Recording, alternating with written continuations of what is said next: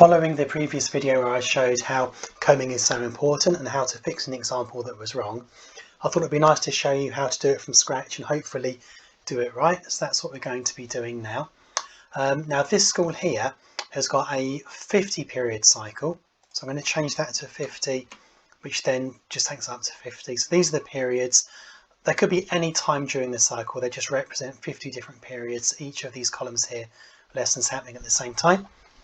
What I've done over here is I've put people in order of teaching loads. At the bottom, I've got people with pretty much full teaching loads. So this bit here I can do fairly solidly, whereas the lighter loads I've got at the top, so I need to do those fairly light. And you can see here that I've got a part-time person there. They can only have 4 periods of any one class because that 0.4 is only in 4 days a cycle. So I don't want to give them anything more than 4. And the curriculum is down here. So this subject here has got all the way across the Key Stage 3 and 4, a couple of option classes at Key Stage 4 as well. So that could be, say, English with a couple of media classes in the option block. The option block here, 11, could be A, B, C or D. Can't be at the same time as X or Y because it's the same students. As before, everything's automatic. The colour coding will update and the totals will update. And if anything's wrong, it will go red. What I want is all of these to be green to show I've allocated all the classes, and no teacher to be red because it means they've got too many. Now, because I've got, although there's 9 teachers, I've only got so many that can have full teaching loads. I want to spread things out fairly evenly here. So rather than do all year 11 at the same time, which means I'm going to be putting groups of 4 together, which means 8 high on this, I'm going to put year 11 with year 10 to make a block that's only 7 high. So let me explain that, what I mean. So let me put in year 11. So I'm going to give some to, yes, there's 2 here. 11x1 can go here, 11x3. So these are the people with a bit more load, and 11x1 can go, say, there. 2, well, that's the other group. Now, just a word of warning, if you're going to do copy and paste, you don't want to do copy and paste as normal because it will overwrite the formulas in the cells. If you do paste values, that's a fairly safe way of doing it. So adding in year 10, let's do here 10x1, that's going blue, 10x2, 10x3. Now I'm going to carry that all the way across for these teachers here. So if I highlight those cells, and again I'm just going to paste the values so I don't muck up any formulas. And 10x4, I want to give some of those to Arnold, who's the part-time teacher. So 10x4, I can only give him 4 of those, so I'm going to give the rest to this colleague here because they've got a higher teaching load than the other person there. So 10x4, 1, 2, 3, 4. Now you'll notice that that's gone red because I've given them too many, because 10x only has 8 periods, not 9. So if I delete that, that's got back to where it should be. Now that's actually quite nice because I could actually fit in year 11y to overlap with that. So I could have 11y1, 11y2, 11y3 there. Copy. I need 8 more periods of those. 1, 4, 5, 6, 7, 8. Let's paste those values. And then I can pop my other year 10s here. So 10y1, 10y2, 10y3 can go from there to there. Then 10y4, I'm going to give half of them to Arnold, our part-timer, so that they've got some year 10 there as well. 10y4.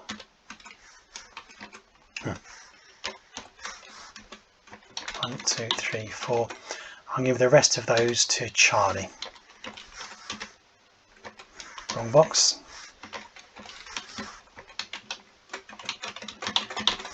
It's actually a 10 in year 11 done. Now we're going to do, I'm going to put them in pairs, and I thought I'd pair year 9 with year 8, then do 7 afterwards, you might have other ideas. For example, you might say I don't want year 9 and year 8 queuing for the same lessons at the same time. Depends on the school really, but I'm going to do it like this: 9y1, 9y2, 9y3, 9y4. Of course, these are colour coding green because that's colour we've used for year 9. 1, 2, 3, 4, 5, 6, 7, 8. And then I'm going to put year 8 against here. 8x1, I'll put there. 8x2 I'm going to share between these two teachers because you've got a part-timer. So let's put 8x3 here and 8x4 up there. So if I do that, again I'm going to paste things there, and 8x2, 1, 2, 3, 4, 5, 6, 7, 8. So that works. And then here I'm going to do the other way around. I'm going to put 8y and 9x. So because I went 1 to 4 there, I'm going to go the other way now. 8y1, just so people have got a nice spread of top and bottom groups. 8y4. 1, 2, 3, 4, 5, 6, 7 more of those base values. Then something very, very similar with 9x. 9x1 I'm going to share with this member of staff. Now they can only take 6 more lessons, so I'm only going to give us 4 of those. Give the other 4 of those to our part-time staff there. Then I'm going to put 9x2. Can go there. 9x3, 9x4.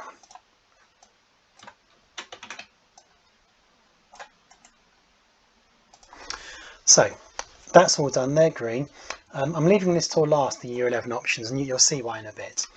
Now 7x and 7y, I need 4 of each, and here are the staff with the most capacity. You can see the numbers there show the capacity, so let's put them in there. And I'm going to do again the orders in the other way around: 7x1, 7x2, 7x3, 7x4. If I highlight that, 1, 2, 3, 4, 5, 6, 7, 8, paste values, that's gone green. And 7y, I need to be a bit more careful where I put these because looking at whose capacity. So I'm going to put them where there's most capacity, which is Rachel. She can have 7, let's go the other way now, y4. And I've got lots of capacity on Leighton, but of course he's part-time, so can't give him, no, sorry, that's fine, it's not part-time. 7y3, and Arnold's got lots of capacity, but he's part-time, so the other 2 I'm going to give to are these 2 here, Emma and Nadia. 7y2,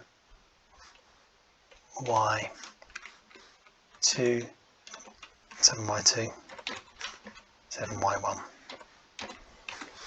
Of course, there's lots of other ways you could have done this, but 1, 2, 3, 4, 5, 6, 7, 8. Right click, paste values. You can see there, these have gone red because these members of staff have got too much. Rachel's gone green because she's now up to allocation. So you can see who's got capacity. Leighton's got a lot, and he's part. So I'm going to, what can I give to Leighton? Actually, let's leave the Leighton because I could give him some year 11. Joe's got 3 spare and there's 2 there, so that's quite a good match. So those 2 there, 7y1 can go up there.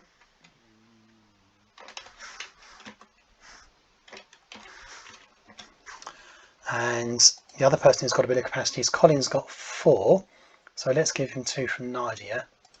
Let's take those 2. They're both 7y2, and I think we said they were going to Colin. 7y4.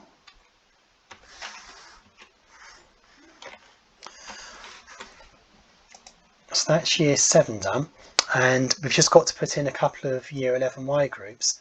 So Leighton has got 7 free, so let's put those in there.